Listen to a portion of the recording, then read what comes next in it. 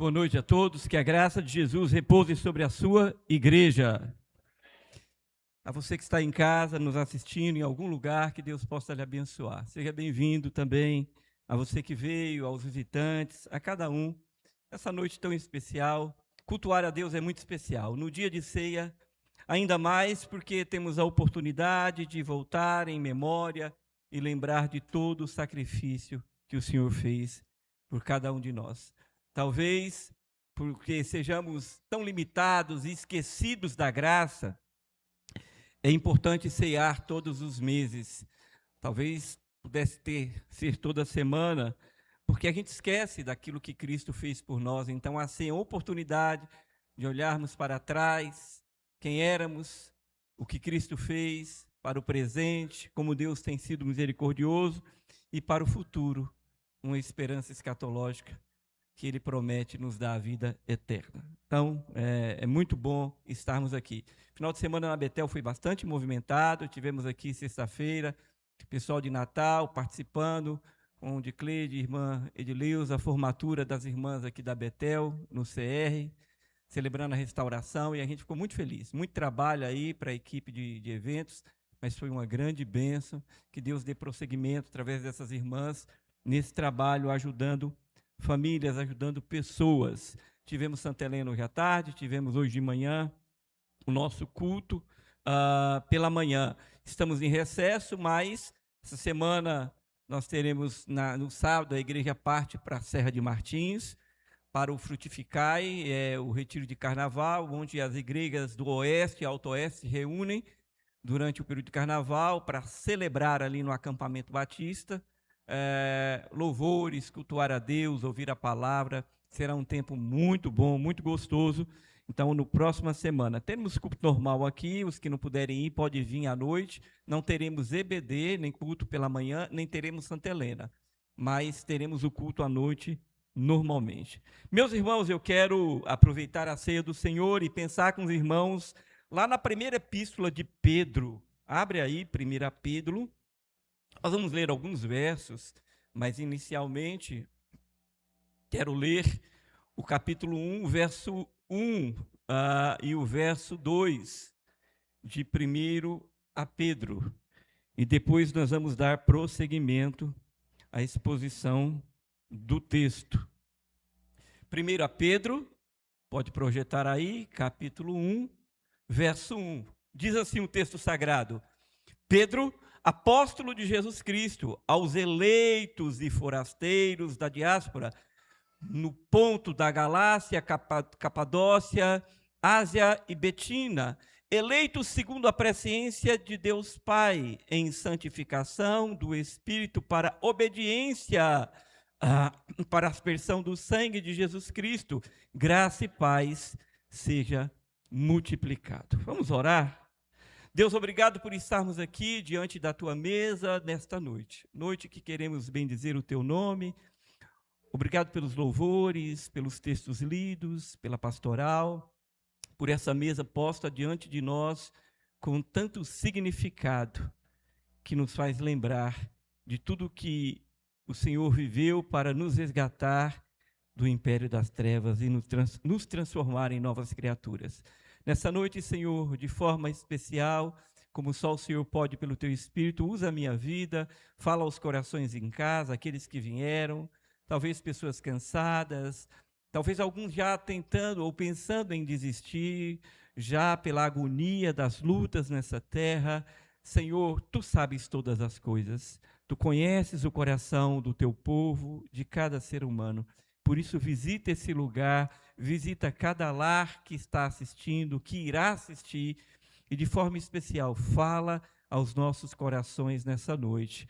Abre os nossos olhos para entendermos os mistérios da tua palavra. Salva vidas, traz de volta, reaviva o coração e a fé, a esperança e o amor.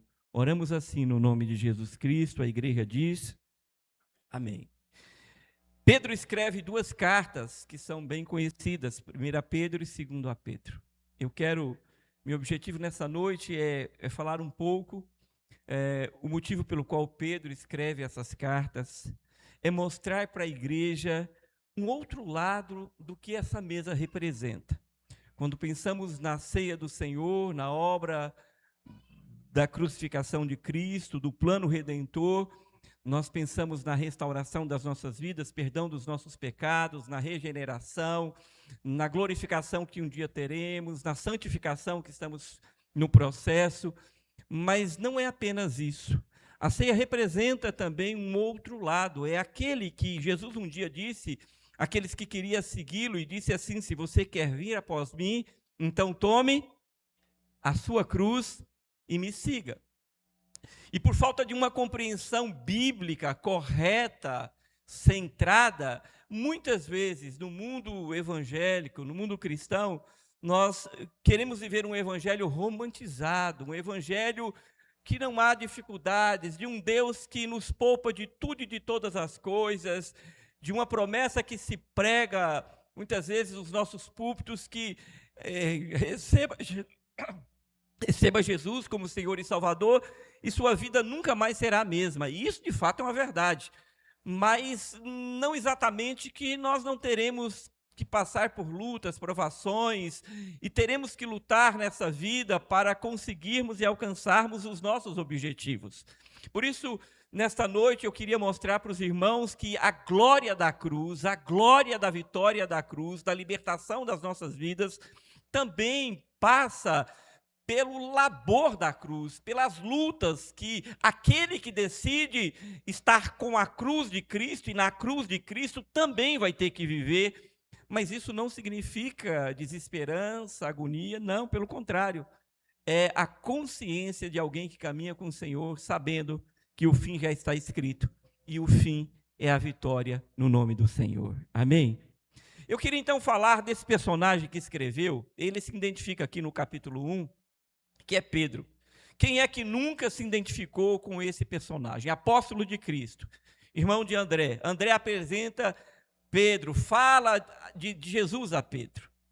E Pedro ali naquela pesca, chamada pesca maravilhosa, Pedro tem aquela experiência com o Senhor. Naquele momento, Deus chama o coração de Pedro, num dia que não foi um dia bom. Pedro foi um homem de alguma posse. Pedro não era assim alguém desprovido de bens materiais totalmente como alguns pensam. Pedro tinha uma sociedade com João e alguns outros, uma companhia de pesca. Mas, como a gente costuma dizer, nem todo dia o mar está para peixe. E naquele dia parece que não estava a coisa boa, e Pedro e seus amigos nada apanharam. Jesus aparece naquela cena, e Jesus manda Pedro lançar as redes de novo, depois de uma noite de labor, e Pedro obedece, vai lá, lança, e aquela pesca maravilhosa, que é o título que é dado àquela perícope. Então Pedro ali recebe num final, ele se prostra diante de Deus, ele está acanhado, ele está assim, pasmo com o que aconteceu, a maior pesca de todos os tempos que Pedro havia experimentado, e não foi por técnica de Pedro nem de seus amigos, foi por um milagre daquele que manda os peixes, manda os céus e terra, e houve ali um milagre muito grande, a ponto do parque a pique, deles terem que repartir o pão ali, os peixes, que eu quero dizer, e Pedro então se rende ao Senhor e diz assim: retira-te de mim, Senhor, porque eu sou um homem pecador.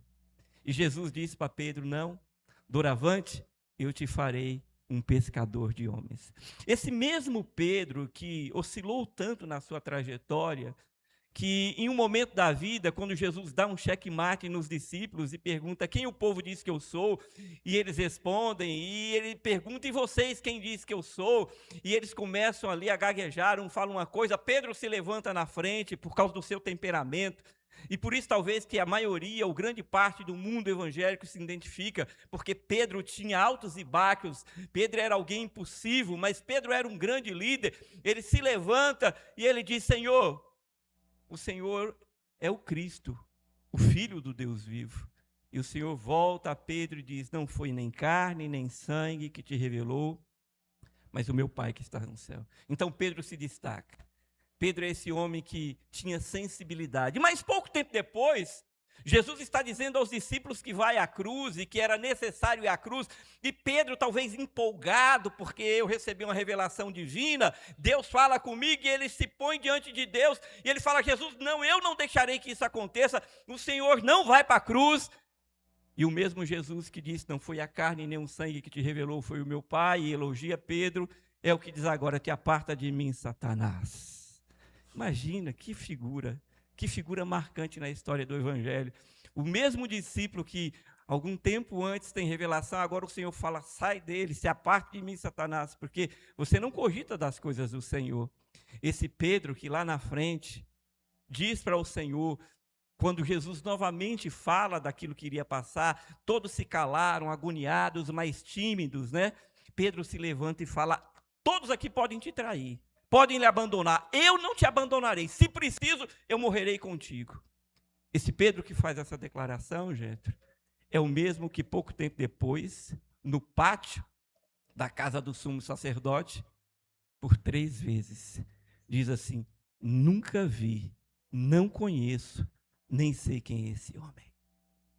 É este Pedro que muitas vezes nós nos identificamos. Mas é aquele mesmo Pedro que parte ali com alguns outros depois da morte de Jesus e quer voltar à sua vida normal. Aquele que se lança às águas quando Jesus aparece, e ele parece que está pouco vestido e ele se joga dentro das águas para não passar vergonha, porque sabia que era o Senhor. Pedro é aquele homem que nenhum outro homem fez esse feito, que caminha sobre as águas porque queria ter certeza que era Jesus. A Bíblia relata 2 homens que andaram sobre as águas, Pedro e Jesus. Pedro falou, se é o Senhor, me manda ir ter contigo. E Pedro vai. Mas no mesmo episódio, Pedro afunda e Deus o salva. É este Pedro que tantos de nós nos identificamos. Mas Pedro também é aquele homem que na Porta Formosa com João, Simone, chegando ali, ele vê um homem pedindo esmola, e ele olha para aquele homem com João e diz, nós não temos nem ouro nem prata, mas o que temos te damos, em nome de Jesus o Nazareno, levanta e anda. E um reboliço acontece naquele lugar, por causa da manifestação do Senhor. Pedro também é aquele que quando o Sinédrio manda prender, e ameaça, e não apenas ameaça, mas judia dos apóstolos, Pedro, sobre o tribunal judaico, em ordem de se calar e nunca mais falar o nome de Jesus, para que fosse solto, Pedro se levanta no meio do sinédrio e fala, importa obedecer a Deus do que obedecer a homens. É este Pedro, meus irmãos, que escreve 2 cartas. Este homem que era um apóstolo, carta que ele escreve para suprir a ausência da sua presença em um período muito difícil. Então, como não se apaixonar por esse homem que recebeu e que viveu tão perto de Jesus de forma tão tremenda? Então, Pedro, ele se identifica como o autor dessa carta, e ele abre a carta dizendo que ele, Pedro, escreve essa carta, e ele escreve porque ele já havia passado por tantas dificuldades. Pedro está no final, praticamente, da sua carreira. Paulo provavelmente já tinha partido. Não havia perseguição ainda de Nero, mas estava próximo, alguma perseguição estava acontecendo. E Pedro então resolve escrever uma carta, 1º e 2º a Pedro, para consolar, orientar aquele povo nos dias de dificuldade, de luta. E Pedro podia fazer isso, porque Pedro era um homem já experimentado, já tinha rodado durante muito tempo. Pedro escreve essa carta. Ele diz que ele escreve lá no último capítulo, no 5, no finalzinho, ele diz que Silvano escreveu, não ele exatamente, ele ditou, Silvano escreve, né, nós vamos passar por lá, mas ele era bem comum, amanuense, que eles chamam na época, alguém que ajudou Pedro a escrever. Por que eu estou dizendo isso? Porque 1 Pedro é uma carta de uma qualidade da escrita que muitos na história duvidaram que Pedro tenha escrito. Mas sim, foi Pedro. E os motivos são simples. Primeiro que tem-se uma ideia de Pedro, um homem indouto. Atos capítulo 2, lá do verso 7 em diante, vai falar, capítulo 4 também, vai usar essa palavra. Quando eles prendem os apóstolos, eles questionam, falam, como é que homens indoutos, como é que alguém da Galileia, um homem tão simples, pode querer nos ensinar? Mas quando a Bíblia diz indouto, não está dizendo analfabeto. Quando o texto sagrado diz ali que Pedro era alguém douto, ele está dizendo que Pedro simplesmente não era alguém que tinha frequentado, como Paulo, uma escola rabínica. Mas não significa que Pedro não tinha habilidades, e até porque 30 anos de ministério, Pedro provavelmente falava muito bem o grego e deve ter desenvolvido durante os seus anos de ministério, porque a carta de 1 Pedro, segundo os especialistas, é de uma qualidade na escrita grega que eles dizem não pode ser Pedro, uma pessoa incapaz, limitada. Como é que Pedro escreve? Mas isso não é verdade, porque ali o norte da Galileia falava grego, porque estava perto dos gentios. Então é impossível ele não falar grego. E não é impossível ele não ter aprimorado. E ainda Silvano ajuda a escrever o que pode ter acontecido de ter saído uma carta tão bem escrita no sentido literário, não é? Então Pedro escreve, e ele escreve para ajudar a igreja. Eu queria ir agora para o capítulo 4, meus irmãos, e começar aqui a exposição. Capítulo 4, a partir do verso 1, Pedro vai dizer assim a esta igreja. Esta igreja estava num contexto, em que contexto? Passando muitas dores. A diáspora é dispersão, sair da sua terra, ir para longe, para algum lugar. Ali na região da Ásia Menor, talvez algumas igrejas até que Paulo tenha plantado. E Pedro agora está ajudando, porque há um levante de alguns que tinham desistido da fé, e talvez da sociedade que ali estivesse, fazendo pressão para que aquele povo vivesse uma vida comum e estivesse como todos eles viviam naquela província. Então o povo estava sendo perseguido, o povo estava sendo roubado, seus bens estavam sendo arrancados, talvez alguns mortos, outros presos, socialmente rejeitados por aquela sociedade. A luta era grande, e em meio à luta, o sofrimento chega para as famílias e para todos que estavam ali confessando Jesus Cristo. E talvez alguns estivessem pensando em desistir da fé. Então é nesse contexto que Pedro vai escrever essa carta. E muitas vezes a gente tem uma ideia de que luta 100% é alguma coisa boa para a igreja. É claro que tem um lado bom. Deus usou na história alguns levantes para purificar a sua igreja, espalhar a sua igreja, mas nós não podemos afirmar que lutas frequentes, constantes e diárias são bons para a igreja. Pelo contrário, em algumas situações, acaba com a igreja na localidade. Perceba a Coreia do Norte e outros países que a perseguição é tão intensa e constante que a igreja acaba sumindo daquela região. Então, as lutas, elas vêm, elas fazem parte da vida, mas a luta com muito vigor e com muita força e intensidade, muitas vezes é prejudicial. E Pedro, então, escreve a esses irmãos para que eles não desistam. Capítulo 4, verso 1, Pedro vai dizer: ora, tendo Cristo sofrido na carne, esteja também vocês armados do mesmo pensamento, pois aquele que sofreu na carne rompeu com o pecado, para que no tempo que lhe resta na carne, vocês não vivam mais de acordo com as paixões humanas, mas segundo a vontade de Deus. Porque basta que, no passado, vocês tenham feito a vontade dos gentios, tendo andado em práticas libertinas, desejos carnais, bebedeiras, orgias, embriaguez, detestáveis e idolatrias. Então Pedro escreve aqui para dizer: meus irmãos, veja o que a cruz fez com vocês e por vocês. Ele vos libertou do pecado. O verso 1 ele vai dizer: porque tem o pensamento de Cristo, porque ele sofreu na carne para romper com o pecado. Pedro está falando aqui da obra redentora, daquilo, dos elementos que estão postos aqui. De que, lembrando aqueles irmãos, venham no pensamento de vocês, tenham isso como lição, não percam isso. E ele diz para que o tempo que vocês vivem agora, naquele tempo, não vivam de acordo com as paixões humanas, alertando o povo que não cedesse, não quisesse voltar às práticas que outrora viviam.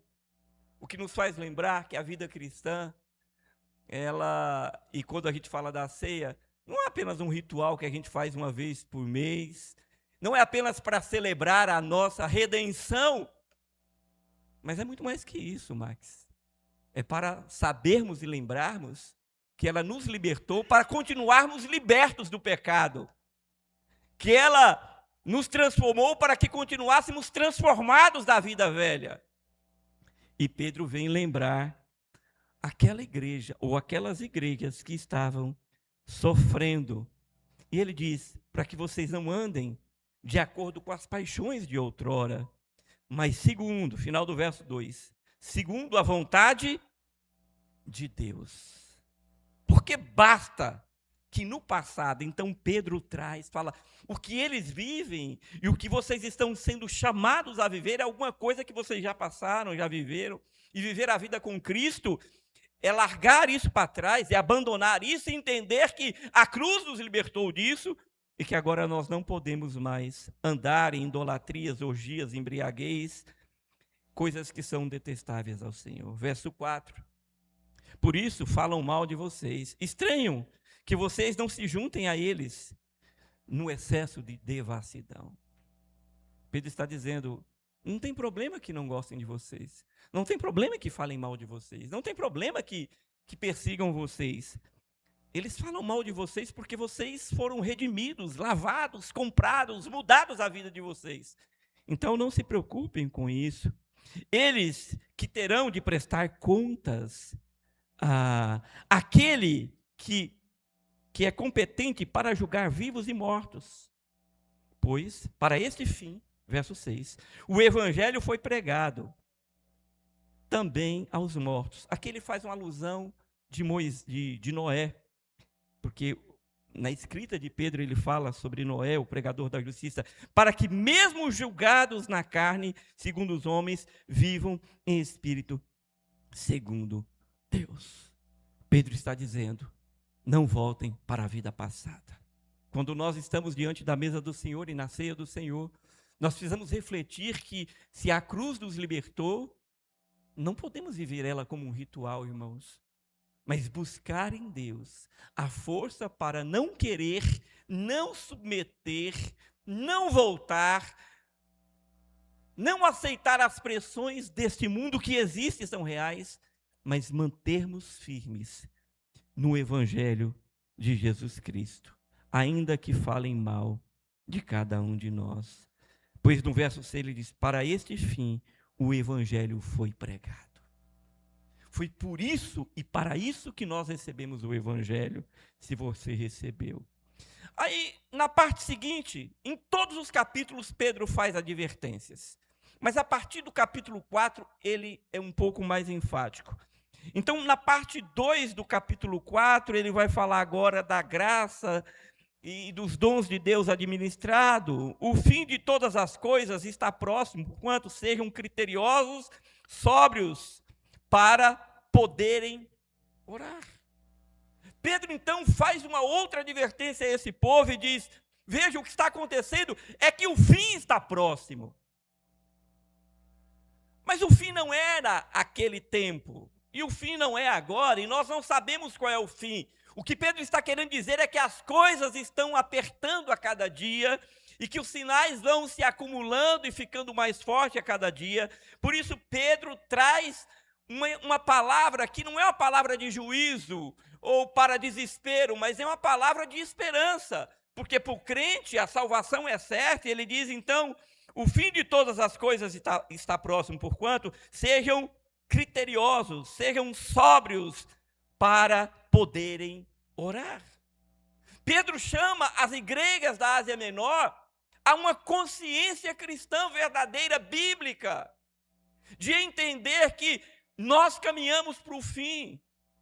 Alguém disse, quando alguém nasce, começa a morrer, ou seja, está indo para o fim. O mundo está indo para o fim. Pedro adverte a igreja para que tenha uma consciência escatológica, para que se não acomodem com o mundo, como Paulo diz aos Romanos, capítulo 12, não vos conformeis. Pedro faz um apelo em meio ao sofrimento daquele povo. Verso 8, acima de tudo, porém, tenham muito amor uns para com os outros, porque o amor cobre multidão de pecados. Pedro está usando uma figura aqui, no texto original, de como que um cobertor bem grande. Pedro não está dizendo que nós devemos aceitar no sentido de o irmão está pecando e eu estou ali apoiando o pecado dele. Não se trata disso. Mas Pedro está falando que Deus nos deu os dons e que Deus, em meio a esta existência e o dia a dia, nós precisamos ser revestidos. Acima de tudo, mantenham muito amor uns para com os outros. Porque, meus irmãos, é fato que a gente falha. É fato que as coisas muitas vezes não acontecem como nós queremos. Difícil alguém passar por essa vida sem errar. Pedro não está dizendo acoberte pecados, mas ele está dizendo suporte de alguma forma em amor. Acredite que esta alma pode melhorar e mudar. Em meio às lutas, muitas vezes querem abrir, fugir, entregar os pontos. E Pedro vai dizer a esta igreja, acima de tudo, porém, tenham muito amor uns para com os outros, porque o amor cobre multidões de defeitos. É isso que Pedro está dizendo. Verso 9, seja mutuamente hospedeiros e sem murmuração. Talvez porque naquele tempo, diferente dos nossos dias, onde a gente não hospeda mais ninguém na casa, as pessoas nem querem, nem a gente quer, nem o povo quer, querem ficar em pousadas de hotéis. Era muito comum hospedar os missionários, o missionário vinha, pousava ali, e chegava com a família, e a igreja abria as portas, a igreja é a casa, né? E a igreja acolhia, e ele estimula. E o contexto aqui é perseguição. Talvez alguns tivessem que fugir daqui para acolá por perseguições mais severas. E Pedro diz no verso 9, sejam mutuamente hospedeiros. E ele diz, e não murmurem por isso. Não fique reclamando, meu Deus, tem que receber aquela família, meu Deus, tem que... Não, ele diz, façam isso com o coração. É o que Pedro está nos ensinando. Ainda nessa parte de administração de dons e nesses conselhos de Pedro, dentro desse contexto, ele vai dizer no verso 10, sirvam uns aos outros, cada um conforme o dom que recebeu, como encarregados de administrar o bem da multiforme da graça de Deus. Todos nós recebemos algum dom. Dom de ajuda, o dom de ouvir, o dom de pregar, o dom de emprestar, o dom de repreender, o dom de profecia, o dom do ensino. Todo mundo tem algum dom. E Pedro está dizendo aqui, sirvam uns aos outros, ou seja, Deus deu o dom à igreja para a igreja usar os dons a favor do reino de Deus, para acolher, abençoar, repreender, ensinar, aconselhar uns aos outros. Ele diz, administrem isso. Essa multiforma da graça de Deus. A igreja é isso. E quando nós vemos a ceia do Senhor, nós precisamos pensar sobre isso também. De que Deus nos deu os dons, não é para que você fique guardando, se sinta muito confortável e importante com isso. Se não for para usar em prol do reino de Deus, não vale nada. Eu vou repetir. Se não for para usar em prol do reino de Deus, nada vale. Nada vale. Tiago fala sobre isso. No verso 11, se alguém fala, ele vai aí trazer alguns pontos. Fale de acordo com os oráculos de Deus. E aqui Pedro traz a ideia da palavra. E ele usa aqui, naquele mundo da filosofia grega, um conceito muito natural. Apolo era um deus, e ele tinha lá no panteão, ele tinha uma sacerdotisa que iam consultar ela para saber qual era a vontade de Apolo. Ele está dizendo, se você recebeu o dom de falar e ensinar, ensine a palavra de Deus. A palavra é o oráculo de Deus. A palavra de Deus deve ser ensinada, não exatamente aquilo que você acha ou pensa. Se alguém serve, ele vai falar de um outro dom aqui. Faça-o na força de Deus, na força que Deus tem te dado, para que em todas as coisas Deus seja glorificado. Olha só, em todas Deus seja glorificado por meio de Cristo Jesus. A quem pertence a glória e o domínio para todo sempre. Talvez nesses dois elementos de dons aqui, todos os outros estão incluídos. Ou seja, a ideia é, se Deus lhe deu, lhe concedeu, use para a glória de Deus e não com outro fim. Pedro, então, para uma igreja que está sob perseguição, tensão, desânimo, Pedro começa a falar e ensinar e a demonstrar e dar direção, mas ele continua no verso 12, amados, não estranheis o fogo que surge no meio de vocês, destinados a pô-lo à prova, como se alguma coisa extraordinária estivesse acontecendo. Ele está dizendo, vocês estão estranhando. Mas a cruz de Cristo não só salvou vocês. A cruz de Cristo não apenas perdoou vocês. A cruz de Cristo, os elementos aqui representados, o corpo, o pão, o corpo, o sangue, a obra do preço que foi pago, o sangue de Cristo, não foi apenas para redimi-los e essencialmente para redimi-los, mas também aquele que se junta a Cristo terá um preço a pagar. Ele diz, não estranhem. Por que vocês estão estranhando perseguição? Ora, os profetas foram perseguidos desde o passado. Os próprios apóstolos tinham sido perseguidos. A igreja em todos os tempos tiveram dificuldades. Ele diz, não estranhe esse fogo, essa perseguição, essas dificuldades. Elas não são para destruição, não é juízo, é purificação. Entenda, provação de crente não é juízo de Deus, como muitos pregam. Tem gente que olha para o irmão que está passando, perdeu o emprego, está desempregado, está com problema, está com crise aqui, acolá, fala, é pecado. Ô irmão, não faz isso. Porque pode não ter nada a ver com pecado. Pode ser apenas o fogo de Deus provando a sua igreja para purificá-la do desânimo, da incredulidade, das astúcias do pecado, não exatamente porque o outro está em pecado. Ele diz, destinados a pô-lo à prova, como se alguma coisa extraordinária estivesse acontecendo. Então Pedro agora fala, meus irmãos, eu sei, a coisa não está fácil, mas entenda, não há nada extraordinário nisso. Deus está agindo. Verso 13, pelo contrário, alegrem-se na medida em que são coparticipantes dos sofrimentos de Cristo, para que também, na revelação da sua glória, vocês se alegrem e exultem. Entende a unidade do corpo, a unidade do crente com a cruz, a vitória da cruz, mas também a participação daquele que decide ser discípulo de Deus.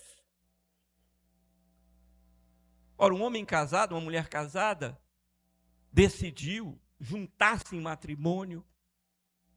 Como agora o marido vai aceitar essa esposa ter uma conduta de comportamento das vestes, do falar, do ir a algum lugar que não condiz? Há um preço a se pagar e também a mulher, como vai aceitar agora um homem que decidiu se juntar a ela? Tem o benefício de tê-la, mas não é só isso, e o preço a pagar. Pedro está ensinando àquela igreja que quando nós somos juntados no verso 13 a Cristo, nós precisamos entender que há uma graça divina, a revelação da glória. Ele diz, se alegrem. Ele fala, mas Pedro está mandando um povo que está sofrendo se alegrar? Ué, mas a nossa alegria não é porque tudo está bem, nossa alegria é porque nós conhecemos Jesus, nossa alegria vai além disso aqui, a nossa alegria é porque tudo está consumado, a nossa alegria é que nós somos libertos da condenação eterna. Essa é a alegria do crente. Por isso Pedro diz a esse povo, verso 14, se são insultados por causa do nome de Jesus Cristo, vocês são felizes, porque o Espírito da glória, que é o Espírito de Deus, repousa sobre vocês. Ele está dizendo, não acredite que o que vocês estão passando é alguma coisa que Deus não tem controle. Pelo contrário, vocês são felizes, porque é pelo nome do Senhor. Mas muitas vezes nós ouvimos que sofrimento não é algo de Deus, não é algo para a igreja. E me perdoe aqueles que pensam assim, mas não é o que a Bíblia ensina. Eu não estou dizendo que é sofrimento constante, diário, mas nós estamos falando aqui deste mundo que não combina com as coisas do Senhor, do sofrimento, da perseguição, do confronto. No verso 4, no verso 15, Pedro vai dizer, ele vai para o inverso agora, que nenhum de vocês sofra como assassinos.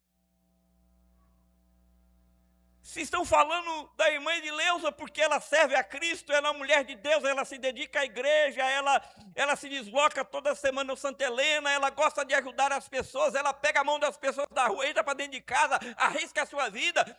Estão falando mal dela, falou, mas isso é alegria para o crente. Agora ele diz, não se alegre. Se falam que você é assassino, ladrão, que você é malfeitor, e aí coloca uma série de outras questões dentro de malfeitor, que mente. Ele diz, quanto a isso, não se alegre. O crente devia ter vergonha disso. A igreja devia ter vergonha disso, e não de estar sendo perseguida, sofrendo, no trabalho, em algum lugar, porque se posiciona quanto a Cristo. Verso 16, mas se sofremos como cristão, não devemos ter vergonha, pelo contrário, glorificamos a Deus por essa causa. Glorificamos a Deus por essa causa. É o que Pedro está dizendo. Ele vai dizer no verso 17, porque chegou o tempo de começar o juízo pela casa de Deus, e se começa por nós, qual será o fim daqueles que não obedecem o evangelho de Deus? Pedro está trazendo à consciência aquela igreja que está sofrendo, e diz, meus irmãos, porque há o tempo que Deus vem, e não é juízo aqui é purificação, aqui é santificação, aqui é melhora, sabe? Deus muitas vezes permite que o crente passe por vales, não é para matá-lo, é para salvá-lo, melhorá-lo na vida. É porque alguma coisa não está bem, não está cheirando, as narinas de Deus não estão bem na sua vida, então Deus permite para que você se conserte, melhore, se aperfeiçoe. É o evangelho que devemos obedecer, ele vai dizer. E é por isso que muitas vezes Deus permite. Mas ele diz, se nós passamos, imagina o que vai acontecer aí fora. E se é com dificuldades que o justo, 18, é salvo, que será do ímpio e do pecador? Ele não está falando da salvação para a vida eterna, mas da perseverança dos santos no dia a dia. O que será daqueles que não obedecem o evangelho? Por isso, no verso 19, também os que sofrem segundo a vontade de Deus, entregue a sua alma ao fiel Criador, na prática do bem. Pedro está dizendo, meus irmãos, confiem no Senhor, entregue suas vidas ao Senhor, deem as suas vidas ao Senhor. Porque Deus está no controle de todas as coisas, e isso é a cruz de Cristo. É o outro lado da cruz do Senhor. Fechamos o capítulo 4, eu quero pular para o capítulo 5, verso 1. Pedro vai continuar dizendo e dando alguns conselhos. E Pedro vai dizer assim aos presbíteros, que há entre vocês, e ele diz, eu presbítero como vocês, testemunho do sofrimento de Cristo, ainda participante da glória que há de se revelar, peço que pastoreie o rebanho de Deus que há entre vocês, não por obrigação, mas por espontaneidade, como Deus quer, não por ganância, mas de boa vontade. Verso 3, não como dominadores, mas dos que, não como dominadores daqueles que foram confiados, mas sendo exemplo para o rebanho. Verso 4, e quando o Supremo Pastor se manifestar, vocês receberão a coroa da glória, que nunca perde o brilho. Pedro vira a página e Pedro continua dando conselhos. E agora aos líderes. O que Pedro está dizendo aqui, e parece que Pedro estava vendo, né? Ele não, mas Deus, ao inspirá-lo pelo Espírito, estava dizendo, igreja não é negócio, pastor não é chefe de ninguém, eu não sou, nós somos apenas dispenseiros responsáveis. Existe um Supremo Pastor e você vai dar conta disso. Então não faça da igreja um negócio e não faça do rebanho o seu curral, porque não é assim. Ele diz, eu me identifico com vocês, e eu estou dizendo, meio a toda a caminhada, em meio à crise, cuide, se dedique, haja como Deus, o Supremo Pastor, agiria. E ele mexe aqui com aqueles que estavam cuidando do rebanho, e dizendo, façam isso com amor, com graça, com liberdade, não com ganância, não como dominadores, não vá além daquilo que você deva ir. Ele diz no verso 4, porque o Supremo Pastor vai se manifestar, e vocês terão que dar conta, receberão a coroa da glória. Ela nunca perde o brilho. E a gente aprende, líderes de forma geral, de que nós devemos agir segundo o coração de Deus. Não segundo a ira, vontade, desejos, impulsos, como muitas vezes cobram do pastor. O senhor está muito mole, o senhor deveria. A gente não deve fazer o que quer. A gente deve fazer conforme Jesus ensinou que se faça. Porque no fim ele é o grande pastor e o sublime pastor. Amém? Mas Pedro continua dando conselhos. E agora ele vai dizer no verso 5, peça igualmente aos jovens que estejam sujeitos aos mais velhos, que todos se revistam de humildade, do trato uns para com os outros, porque Deus resiste aos soberbos, mas dá graça aos humildes. Pedro, talvez pela idade, da impetulância, da embriaguez da idade, o jovem muitas vezes acha que sabe tudo, questiona tudo, o pai já não sabe, a mãe já não sabe, o pastor já não sabe, a igreja já não sabe, eles são os donos da verdade. Pedro aqui adverte e diz, não são. Ele diz, em meio à vida e às crises dessa vida, hajam conforme os ensinamentos de Deus. E ele diz, igualmente os jovens, sejam sujeitos. Ele diz os mais velhos como exemplo, porque quem já passou deveria saber o que é o melhor, o razoável. Ele diz, os mais velhos, que todos se revistam de humildade no trato uns com os outros. Ele fala do respeito. Ele diz, porque Deus, e aqui Pedro ataca esses sentimentos terríveis, a soberba. Ele diz, não sejam orgulhosos e soberbos, sejam humildes, e agora vale para todos nós. Pedro está dizendo para aquela igreja, tenha humildade, não sejam arrogantes. A arrogância não vem de Deus. Tratem todos com respeito. Usa a figura do jovem, penso eu, que por essas características da idade, mas vale para todos. Ele diz, porque Deus resiste ao soberbo. Não é um homem, ele está dizendo, Deus vai te resistir, você não vai gostar. Deus vai preparar um caminho para lhe ensinar pela dor, já que você não quer ouvir o mais velho, já que o conselho do pai não vale mais. Se prepare para Deus te resistir. Aí ele termina o verso dizendo, porque Deus resiste a tal comportamento, mas ele dá graça ao humilde, ao que fala, tá bom, eu não sei, eu quero aprender, eu vou sentar, me ensine, eu quero, me diga, ainda que saiba, ou ainda que pense que saiba, e ele aconselha. Ele vai dizer no verso 6, porquanto humilhem-se debaixo da poderosa mão de Deus, para que ele, no tempo oportuno, vos exalte. Veja, o contexto aqui é um contexto de dificuldade. Pedro começa a falar e a compartilhar diretrizes, princípios, doutrina a todas as áreas da existência humana, e ele diz, querem passar por tudo isso, querem sair de tudo isso, querem superar e aguentar tudo isso. Verso 6, se humilhem debaixo da poderosa mão de Deus, para que ele, ao seu tempo, porque tudo passa, até a dor e o sofrimento, para que no seu tempo, no tempo oportuno, ele vos exalte. E nós aprendemos aqui que viver sobre a cruz de Cristo é se humilhar, é submeter, é entregar a arrogância e todos esses sentimentos dessa natureza caída diante da cruz de Cristo. E por isso a ceia é um memorial. Mas o verso 7, eu vou adiante, mas depois eu quero voltar ao verso 7, quero pulá-lo.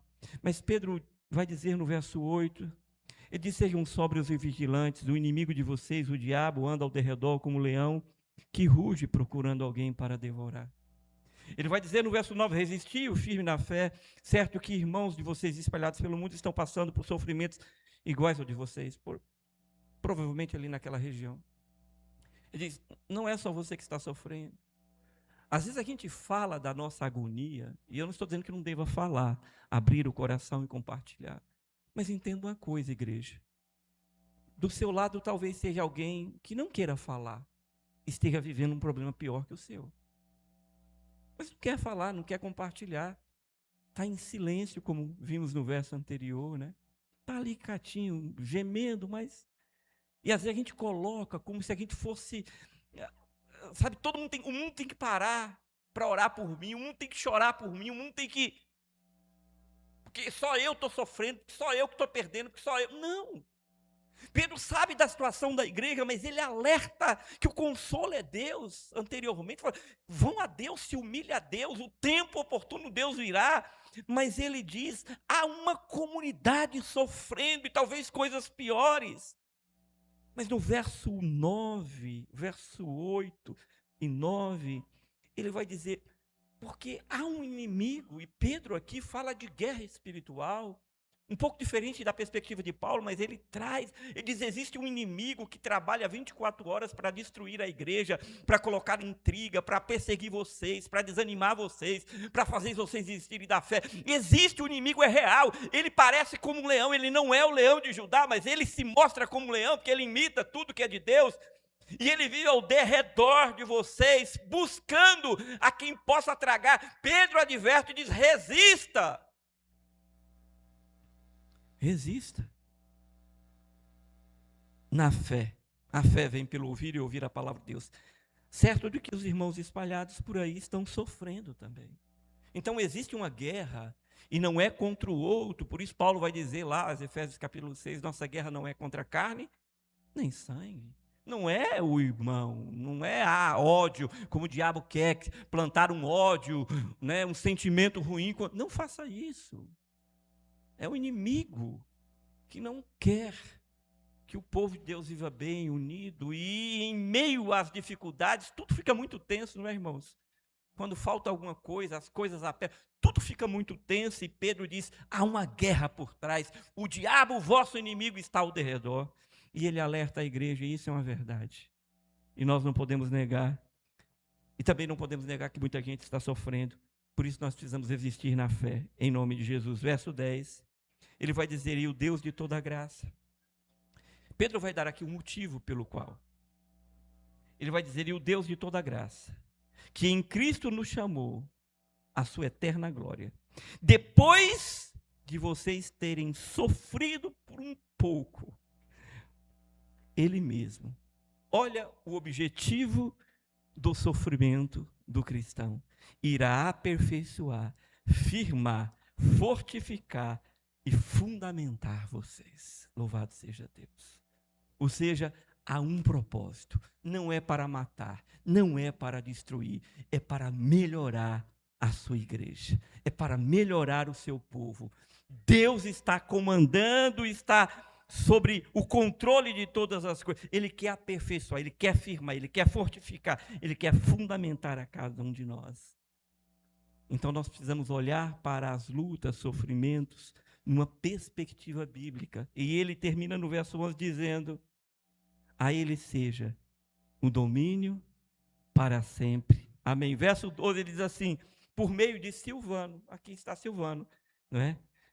Que considero um irmão fiel, escrevo a vocês. Então Silvano foi o autor não, mas aquele que escreveu, né, o amanuense dessa carta. Mas eu vou terminar no verso 7, ele diz assim, em meio a toda essa crise, as dificuldades que nós passamos, Pedro, a caminho do fim dessa primeira carta, de advertência, de exortação, Pedro diz no verso 7, em tudo isso que vocês estão passando, faça uma coisa, lance sobre ele toda a vossa ansiedade.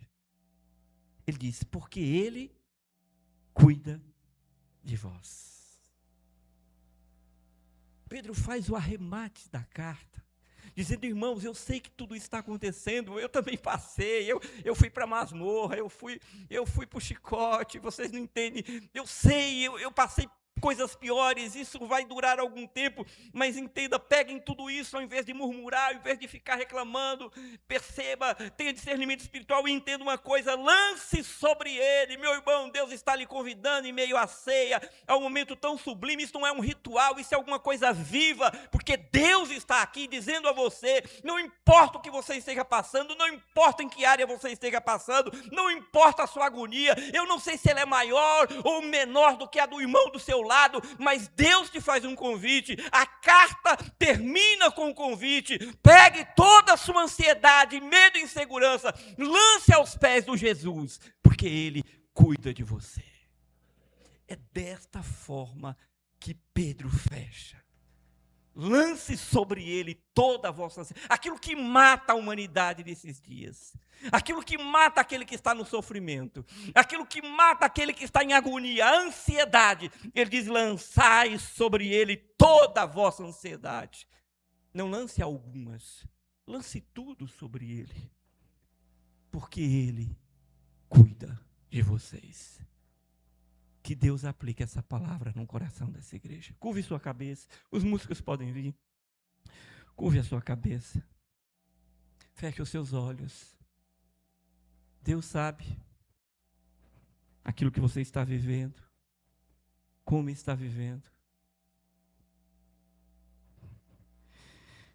Nós vamos orar. Deus, o Senhor conhece o teu povo aqui. Tua santa palavra foi lançada. Ela consola. De alguma forma, esse sofrimento que os irmãos viviam, perseguições, abandonos, perdas, vem se arrastando pelos séculos e não é diferente essa geração e o teu povo sofre. E o Senhor sabe melhor que ninguém o sofrimento de cada um. Mas Pedro nos dá uma direção assertiva, absoluta, que não há como errar.